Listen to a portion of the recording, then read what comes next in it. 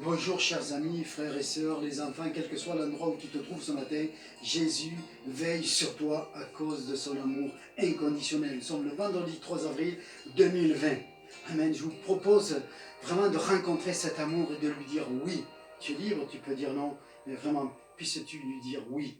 Amen. Je vais vous chanter un chant que mon arrière-grand-mère chantait, parce qu'elle avait rencontré l'amour de Dieu, et elle le chantait souvent le matin. Merveilleux amour, amour de Dieu pour moi.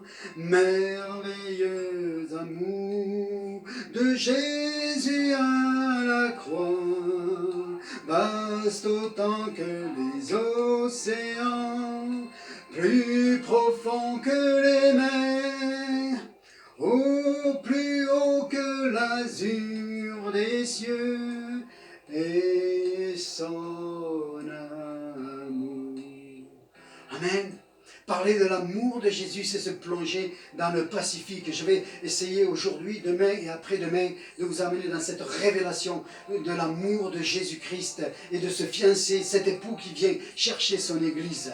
Amen. Hier, je vous ai parlé de des révélations que j'ai de Jésus dans sa pleine gloire dans le ciel. Premièrement, la révélation donnée à l'apôtre Jean dans le chapitre 1er de l'Apocalypse, et où là il n'est plus question du Jésus de Nazareth, mais du Jésus qui est mort, ressuscité, qui a pris un corps glorifié et qui est monté s'asseoir auprès de son Père, qui est notre Père.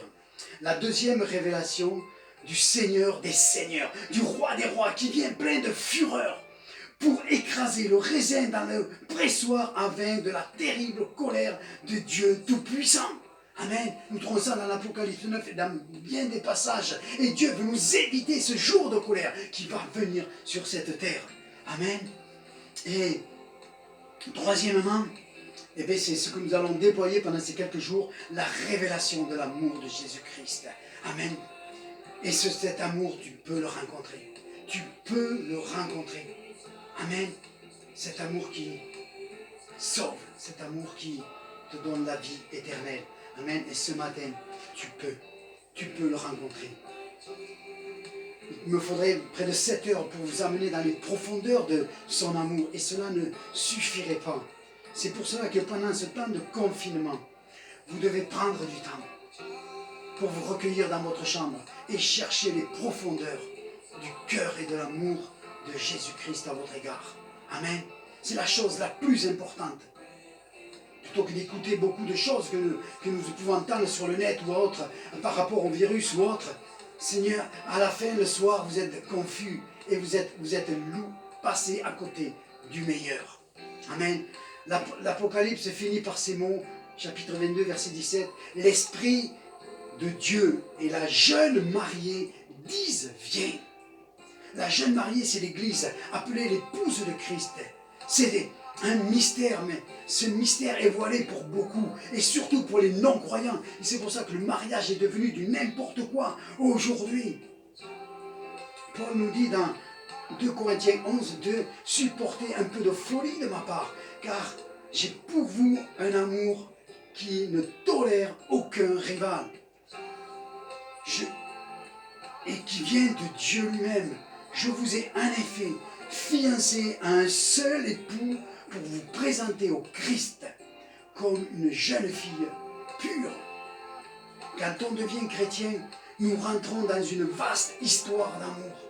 Un jour, on m'a reproché de trop parler d'avoir pour Christ un cœur de fiancé, un amour sincère, de la profondeur dans cet amour. Et c'est ce que nous devons rechercher. Paul, dans Éphésiens 3,18, il dit « Soyez enracinés et fondés dans l'amour, afin que vous puissiez comprendre avec tous les saints quelle est la largeur, la longueur, la profondeur et la hauteur, et connaître l'amour de Christ qui surpasse toute connaissance quand tu rencontres Jésus. Combien je voudrais que vous trouviez cet amour. C'est un amour qui ne s'impose pas, c'est un amour qui ne demande rien en retour, si ce n'est que je sais que je suis aimé, alors je fais tout pour plaire à mon bien-aimé. C'est au-dessus de toutes les doctrines et de toutes les règles. C'est l'amour qui me guide. Aimé parce que je sais que je suis aimé.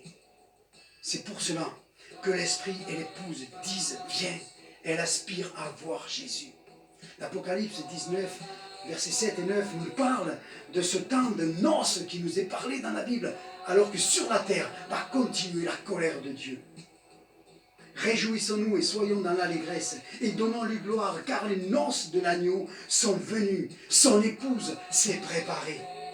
Il lui a été donné de revêtir un fin lin éclatant et pur, car le fin lin, ce sont les œuvres justes des saints. Et l'ange me dit, écris, heureux celui qui s'est appelé aux noces de l'agneau.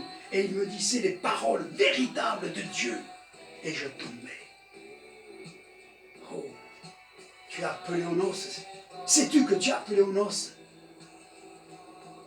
Le prince de ce monde, le prince de l'air appelé le diable, séduit pour entraîner à sa suite le plus grand nombre dans les tourments éternels.